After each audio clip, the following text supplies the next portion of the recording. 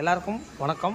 எஸ்கேலேருந்து குமார். இந்த வண்டி வந்து பார்த்திங்கன்னா ஒரு சர்வீஸ் புக்கிங் எடுத்திருக்கோம் கஸ்டமரோட பிளேஸ்லேருந்து.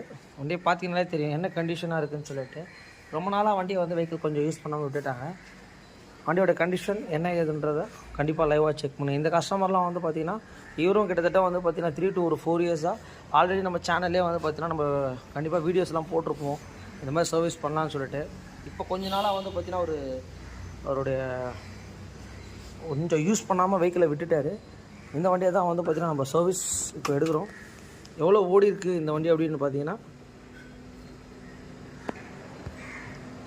வெறும் வந்து பார்த்திங்கன்னா 6478 கிலோமீட்டர் தான் இந்த வண்டி ஓடி இருக்குது.